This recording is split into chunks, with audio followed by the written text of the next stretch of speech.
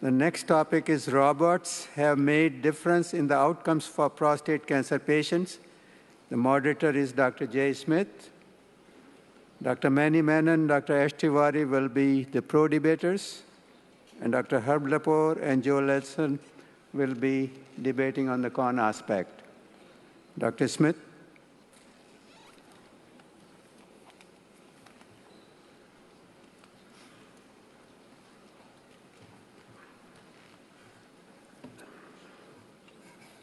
Thank you. While our panel is seated, I'm going to go ahead and get started. And I appreciate the honor of being able to host this session and moderate it, especially under the guidance of one of my favorite people in and out of urology, our president, Dr. Pram Sagani, and our incoming president, Bill Bonner. So this is not the first time that this debate has been on the AUA program. It is the first time, though, that we're going to come to definitive conclusions. How do we advance it? And we've got the right people here on this panel. Ash Tewari, Manny Menon, two of the most experienced robotic surgeons in the world. Herb Lepore, Joel Nelson, two of the most experienced open radical prostatectomy surgeons in the world, and they all have their strong opinions, and that's good. Now, one way we're going to try to get to the bottom line issues is to have some ground rule assumptions to eliminate some of the noise that can go on. There's an acknowledgement that marketing by industry, hospitals, and surgeons has been very influential in the diffusion of robotic surgery. Who could dispute that? And who could dispute the fact that there are differences in the way results are measured and reported, and this confounds comparisons? And almost everyone accepts that the experience and skill of the surgeon are more important than the surgical approach. So if we accept those assumptions, it makes it a little bit easier to get to a bottom line comparison. And here's the issues which we're going to solve in the next 25 minutes. Is it all marketing and hype? Marketing is there, but is that all there is to it? Should robotic surgery be abandoned? Results are no better, it's too expensive, or should all urologists become robotic surgeons because it's less invasive, improves patient outcomes? And really the bottom line question is the following, and we're going to explore whether Herb Lepore and Joel Nelson are pterodactyls or whether Manny Menon and Ash Tewari are hucksters. Now, there's probably a little room in between those two conclusions, but not this afternoon. This afternoon, we're going to come to the bottom line answer to that. So, Ash, you're up first. We want you to make the point for why robots provide better outcomes for patients. Thank you, Jay. Thank you, Dr. Sagani and members of the panel. It's been 14 years since I have been doing robotic prostatectomy. About 3,000 surgeons perform robotic prostatectomy every year, and about 750,000 patients have undergone robotic prostatectomy. I'm here to focus on data that clearly shows that in right hands, robotic prostatectomy is the right procedure. I'll be using data from a consensus panel which involved not just the robotic surgeons, but also very elite open surgeons. I'm also going to use data from meta-analysis, which included not just 10,000, but 167,000 patients who underwent open radical prostatectomy, and also 62,000 patients who underwent robotic prostatectomy. And the data is here. First of all, there is 4-fold greater risk of intraoperative complications in patients undergoing open prostatectomy. The bleeding is much high. Need for transfusion is about 8 times higher. When you look at the Medicare data and the population-based studies, the same pattern persists unless and until you look at very early series involving less experienced surgeons. Coming to the cancer control. This meta-analysis involved both open and robotic. The robotic cases had 16% total positive margin rate, while open had 24%. In the first analysis, after propensity modeling, the data was comparable because p-value was not significant, but the trends were there. We just did another analysis involving multi-institutional data that clearly shows that in hands of the right surgeons, open prostatectomy had a higher rates of positive margin rate. Looking at continence details, the data is relatively equal amongst two modalities because it's very much surgeon dependent. But as the data is emerging, the early continence results seem to be favored in the robotic arm. But the next one is very important because the potency seems to be much more in favor of a robotic radical prostatectomy. This graph is actually known as a forest plot, which is a classical representation of data which involves a meta-analysis. If things are favored in an open side, it will be on the left, and if it is favored by the robotic, it will be on the right. And as you can see, most of the data favors that robotic patients had a better outcome. When you look at the data from a surgeon who used to do open, transition into robotic, they themselves say that they can save more nerves using a robotic approach.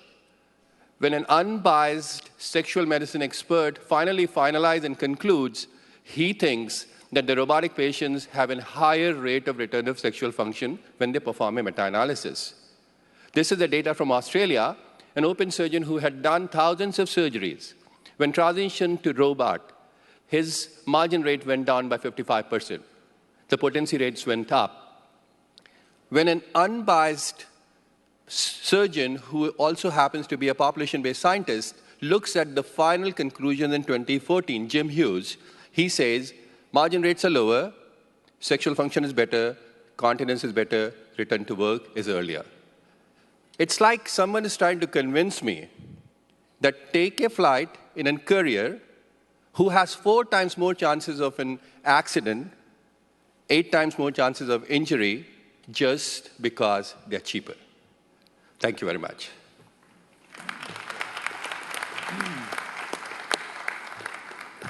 Well, Herb, that sounds pretty convincing, but somehow or another, I suspect that you may have some contrary views on that, so let's hear them.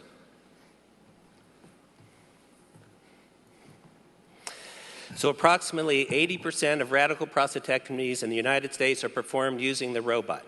Was the evidence for the robot driven by evidence-based improvements in oncological and functional outcomes or significant cost reduction, or disingenuous marketing? So what were the driving force? Some say, who cares? Let's move on since everyone's doing the robot and trainees no longer exposed to the open approach. Well, we all should care. New technology is often costly and adoption associated with a learning curve. We need to protect primarily the consumer and also the payers of healthcare, and there has to be a legitimate process for evaluation and adoption of new technology. Assessing the comparative effectiveness should really focus on oncological control, operative and perioperative complications, quality of life outcomes, and cost. And these are the factors that influence a comparative effectiveness analysis: disease characteristics, patient characteristics, hospital and surgeon volume, clinical pathways, outcome assessment, and year of surgical procedure. So let's be intellectually honest as we review the data. So Salmon has showed us that surgical volume drives complication rates. There's an inverse relationship between surgical volume and complications. Low volume open and robot have high complications, high volume open and robot, low complications. So now let's focus on the high volume centers. This comes from the Brigham and Women's Hospital, experienced open and robot surgeons, a single group of pathologists. It doesn't get any better. The robot was associated with a 2 times greater likelihood of positive margins. Let's go to Memorial Sloan Kettering Cancer Center. 2 very high volume open and 2 very high volume robotic surgeons. What did they conclude? Surgical approach had no impact on margins or recurrence rates. Let's go to Hopkins.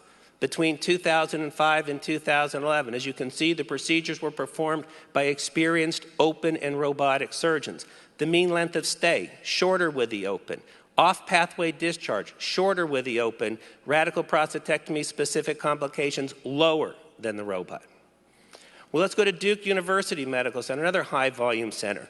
Men undergoing the robot had 3 times more likelihood that they would regret having undergone radical prostatectomy, and in a subsequent publication, it was concluded this was due to unrealistic expectations. Now let's go to the general community. The healthcare professionals follow-up study. No significant difference in margins and biochemical recurrent rates at 3 and 5 years. No significant difference in health-related quality of life outcomes. Now, Michael Berry, I think we all would agree, is an international authority in prostate cancer health services research.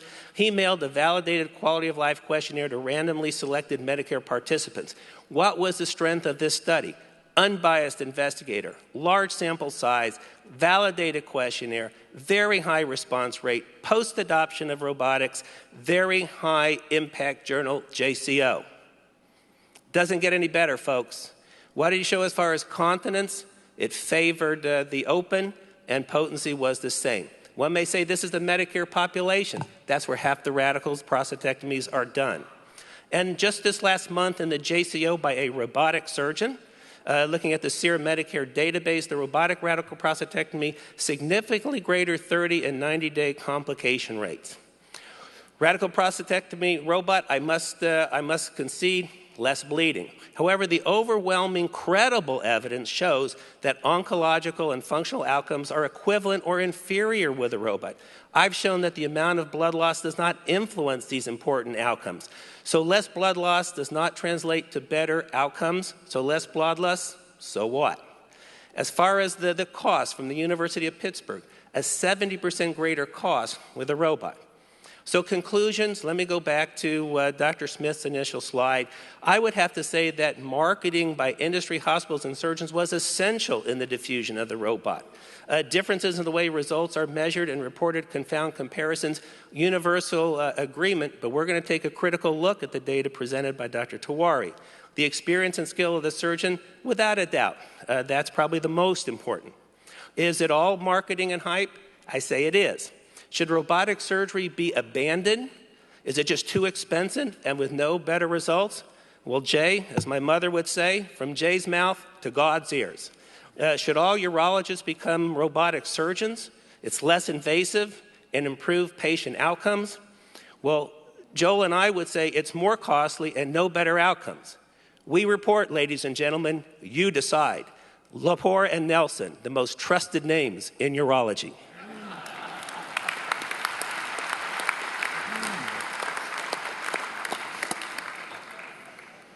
All right, now I'm confused. That sounded pretty convincing too. So Money, give us your perspective on this. Jay, Pramod, Dr. Bonaire, and distinguished panelists. Robots have made a difference in the outcomes for prostate cancer patients. This was the title of the topic. And the initial AUA mandate, as I saw that, was that Herb and Joel would speak in favor of the robot and that Ash and I would speak against it, which I thought would be quite interesting, but that was a typographical error. And so this discussion might be a little bit more boring than that might have been. Jay then changed or expanded on the role, and before I go to what I'm supposed to do, I am, or was, an open surgeon. I performed open radical prostatectomy for 20 years, and since 2000, I have not performed an open radical prostatectomy.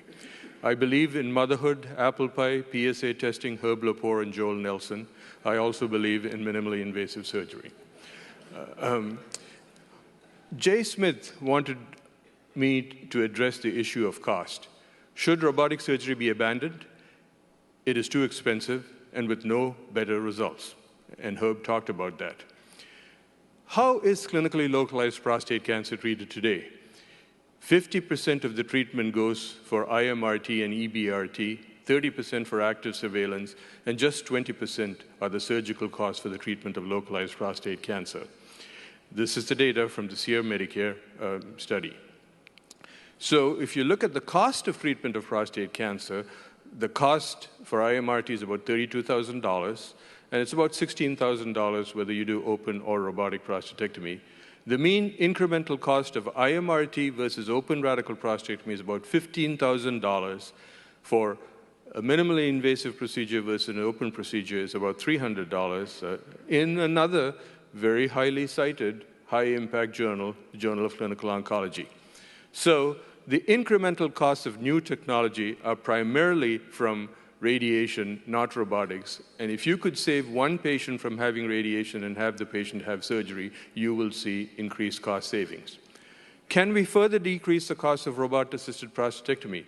Yes. If you're a low-volume surgeon, your costs are going to be higher than if you're a high-volume surgeon. And if you're a high-volume surgeon, the actual cost of doing robotics compares very favorably to high-volume surgeons doing open surgery.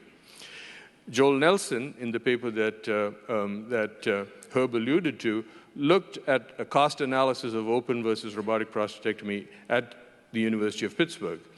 And the payment for both open and robotic prostatectomy at Pittsburgh was identical. The hospital margins were lower with robotic prostatectomy.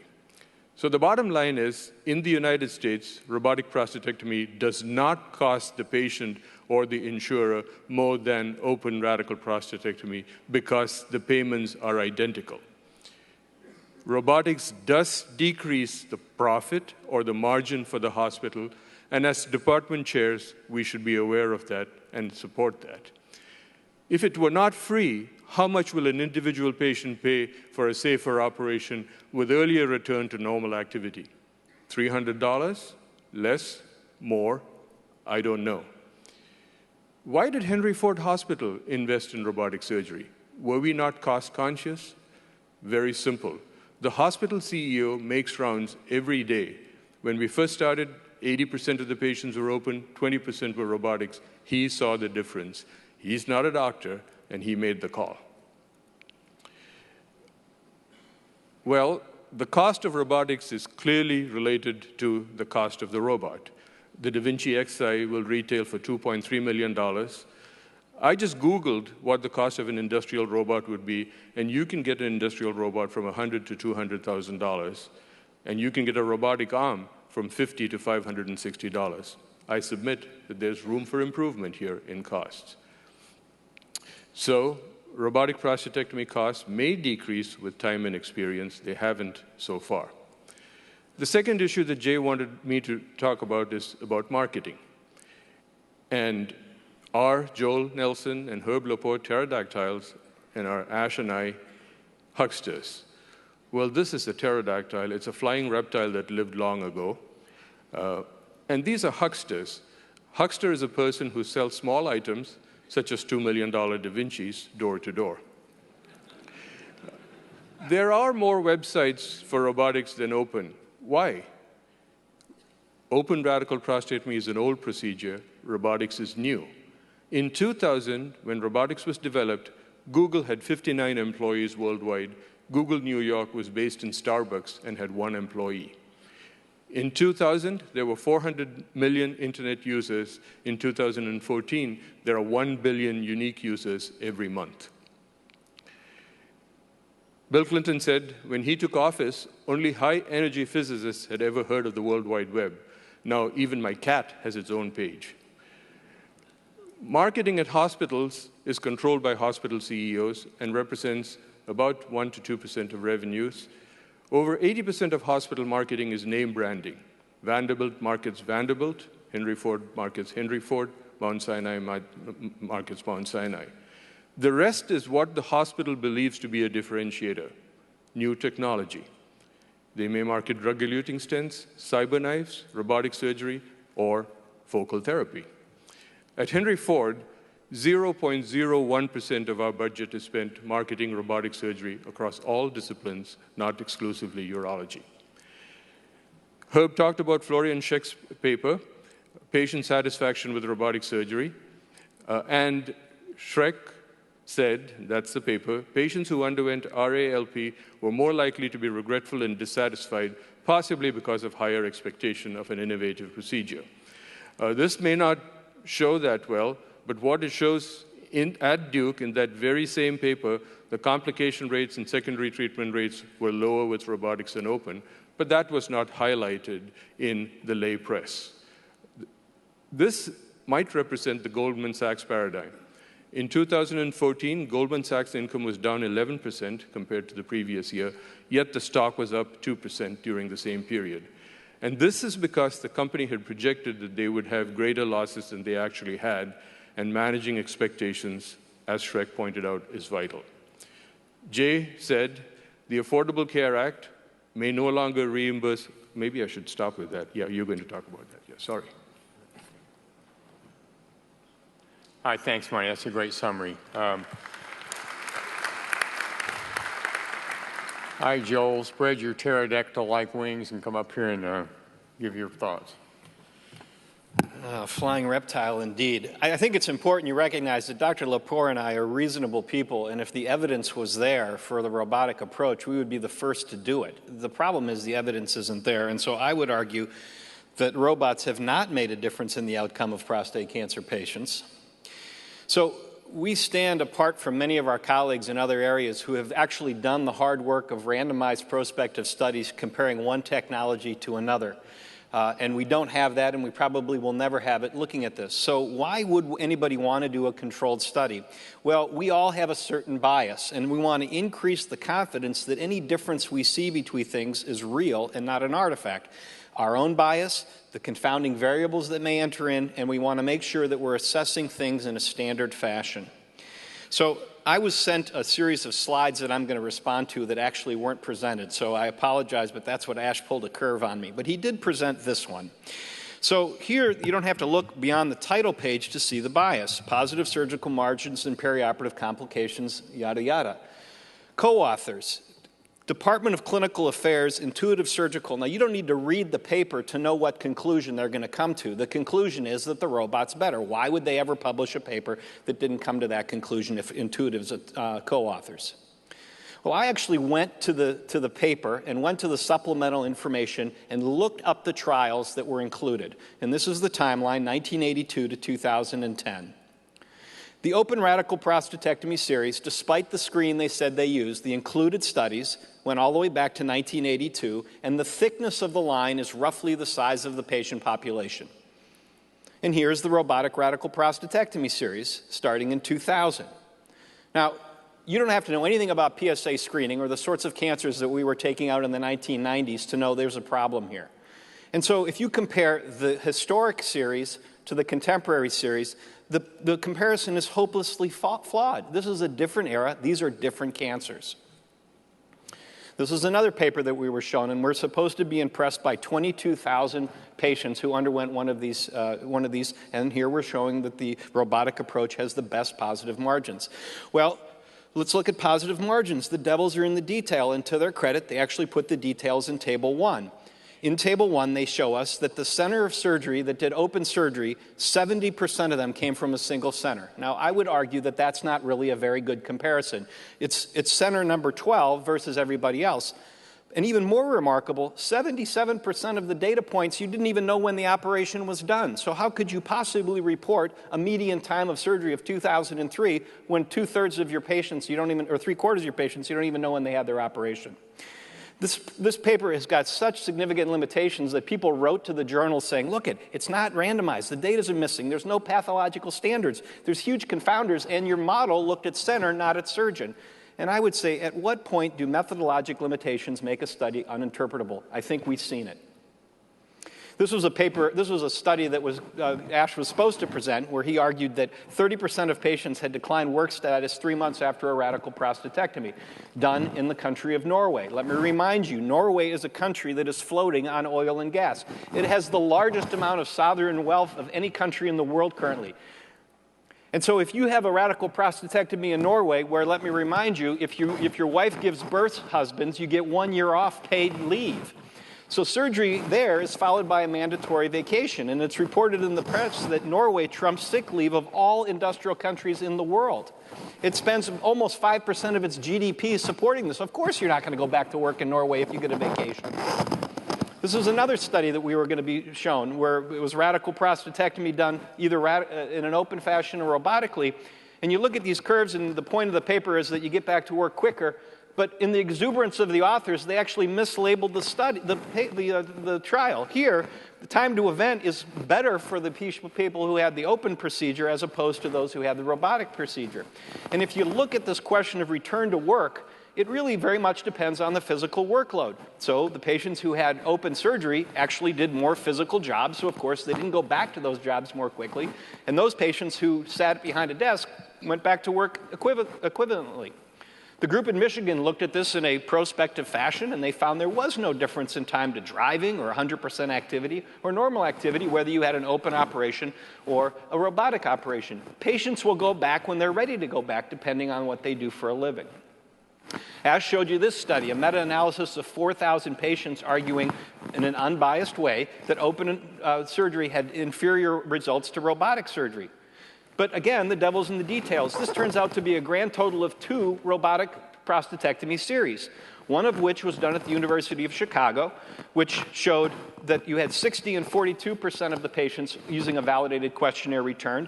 And then Dr. Menon's study that looked at the veil of Aphrodite, and I'm not sure how you get 73% potency when you add up 61, 42, and 69. It must be some new math.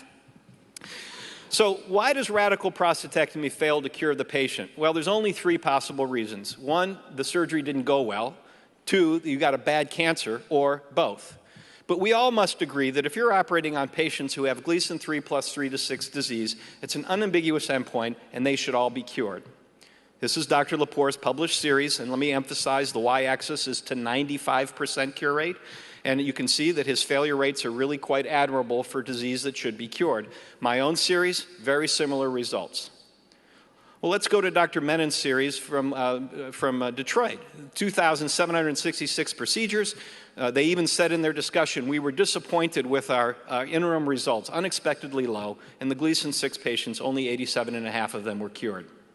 Here's a group from the Karolinska, not very good results, 6% failure rate at 7 years. And another group from Belgium, 10%. It's remarkable how few long-term studies we have with robotic surgeons for us to look at outcomes. So I would ask the question, which approach has a better outcome? You look at the radical prostatectomy done with robotic assistance, and you get failure rates that are in the 10% range. And you look at it done open by experienced surgeons, and you're in an order of magnitude lower. So in conclusion, I would say that robotic-assisted radical prostatectomy has not improved patient outcomes, and it really suffers from a lack of endemic rigor. It's endemic in most of the publications. Skeptics, and I would argue most of the people in this room are in that silent majority of urologists, we're awaiting the long-term objective outcome data, and this is going to require that our robotic colleagues actually follow their patients long-term and then report on their outcomes. And the day to pay to play is upon us. And I'm really concerned that the benefits of robotic-assisted radical prostatectomy, in fact, are not going to withstand the economic scrutiny. So I thank you for your attention.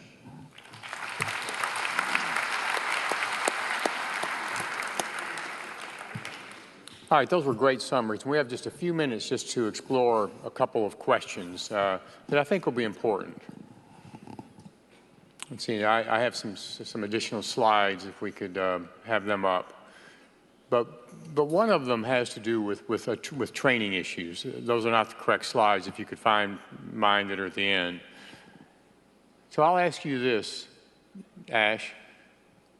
What happens if one of your residents finishes, goes into practice, and needs to convert to an open approach because the robot doesn't work, there's some misadventure with the surgery? Do they know how to do it? Are they capable of doing open radical prostatectomy, or they only learned the robotic approach? It's just like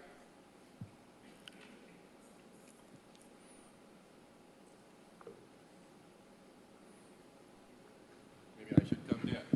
Okay. I think they're on. It's like any general surgery resident need to know open cholecystectomy, but they usually do laparoscopic cholecystectomy. They can handle it. They are trained to be surgeons, and surgeon doesn't just depend on a particular tool. All right, so we're going to move to one final question. And when I started off, I mentioned how this sort of session has been on the AUA plenary for a number of years. I'm going to ask you to project into the future. And will we see this on the program in 5 years? Yeah, so here let me see if I can get to the the questions that I wanted to get to. I'll go back and I'll say that if we want to change medical practice, we can train the next generation well, we can issue evidence-based guidelines, we should perform randomized prospective comparative trials, but the real way to change medical practice is to change reimbursement. So here's the question. Will this topic be on the program in 5 years? And Herb, I'm going to let you answer this. Will it be on the program will it not be on the program because the Affordable Care Act, Obamacare, no longer reimburses hospitals or physicians for robotic prostatectomy? They bought your argument and they won't pay for it anymore? Or is it that robots are really the asteroid that extinguished the dinosaurs and it's in a moot point? Well, I think it's going to probably still be on the program, and Joel and I will probably be the only ones you can come to debate it. But I would say that as we get more and more compelling data, I think there really is a cost issue. And I think payers are going to eventually see that as we critically examine the data, that it just isn't a cost-effective approach. I think cost-effectiveness is going to be critically important. I think the data just shows this doesn't rise to the bar it has to. Okay, Money, we've got 1 minute. Summarize whether or not you think this will be on the program in 5 years, and if so, why, and if not, why not? It will be on the program, but I won't.